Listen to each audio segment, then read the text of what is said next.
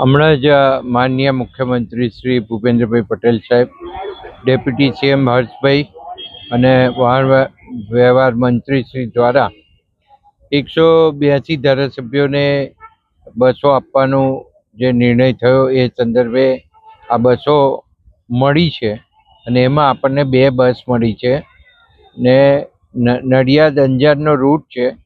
નડિયાદ આણંદ અમદાવાદ અને અમદાવાદ થઈ અને અંજાર ભચાઉ થઈને અંજાર આ એક રૂટ છે અને આ રૂટ ઉપર અપ એન્ડ ડાઉન 2 બસો સેમી લક્ઝરી બસ તરીકે આરામદાયક મુસાફરી થઈ શકે અને મુસાફરોને અગવડ ના પડે એના માટે થઈને એક આ લાંબો રૂટ આપણને આપવામાં આવ્યો છે. આપણા નડિયાદ માટે, ખેડા જિલ્લા માટે ખૂબ ગૌરવની વાત છે.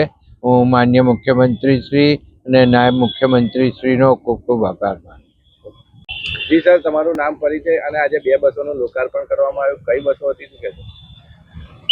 કે પરમાર, ડેપો મેનેજર, નડિયાદ.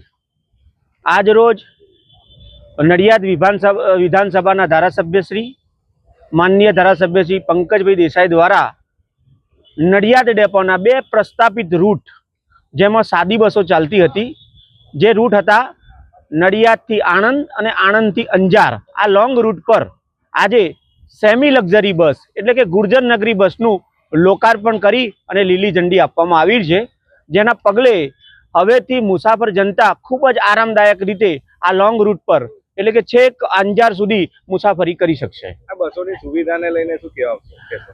જે ગુર્જર નગરી બસ એસટી દ્વારા તૈયાર કરવામાં આવી છે તે પેસેન્જર માટે ખૂબ જ કમ્ફર્ટ, આરામદાયક મુસાફરી કરી શકે અને પૂરતા પ્રમાણમાં સ્પેસ, બંને સીટો વચ્ચે સ્પેસ, મુસાફર પોતાના પગ લાંબા કરી શકે અને આરામથી બેસી શકે એ પ્રકારની સીટિંગ વ્યવસ્થા આ બસોમાં કરવામાં આવેલી છે.